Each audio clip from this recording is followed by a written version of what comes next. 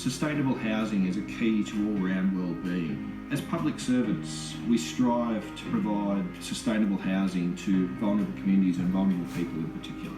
If someone has a sustainable housing outcome, not only are we assisting that person directly, but we're assisting society as a whole by reducing those health impact costs. We want staff to have a clear expectation of what their role requires and how it impacts clients and their interactions with each other. The housing standards are trying to put a framework around how we do our work.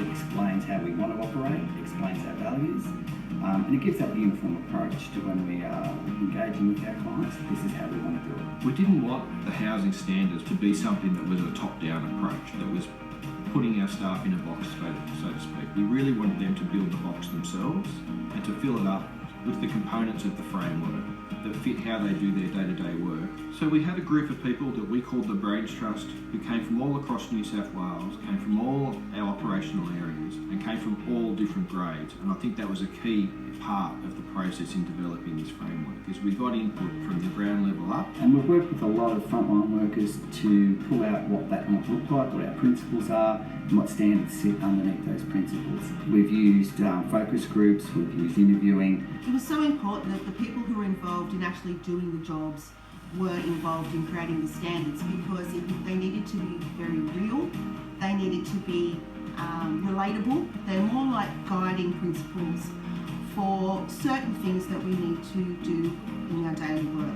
So the housing practice standards have 6 key components. Within those key components, each one has behavioural aspects that we want people to model, and that should explain on why that's important. I think for some workers, when they look at the standards, it can be sort of like a reflection on things that they're doing well, and a bit of a checklist on things that they might need to improve on as well. Particularly new workers is what I'm really excited about, because when a new worker comes into the organisation, for them to be able to see these standards and to understand from day one, these are the things that are expected of me in this role. One of my favourite standards is about client-centred practice. Ensuring that we empathise with our clients, that we're trustworthy, that we really put the client at the forefront of everything we do. Return phone calls to clients. Do what you say you're going to do.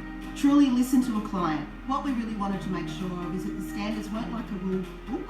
So we deliberately designed the standards so that they would be applicable in all situations no matter what. So it could be about when we're dealing with clients, and we can also apply the standards when we're talking to our stakeholders, to our partners, to our colleagues.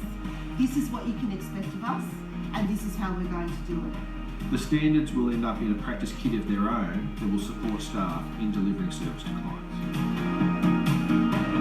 People want to be validated in the work they do, and these practice standards will validate that work. So really, it's not reinventing the wheel in any way at all. It's just formalising and putting into a short framework the work we're already doing. It's about the culture of how we interact with each other and how we interact with our clients. When you get the culture right, the processes flow naturally from that. My hope is that these standards will provide a lot of conversation and also some excitement.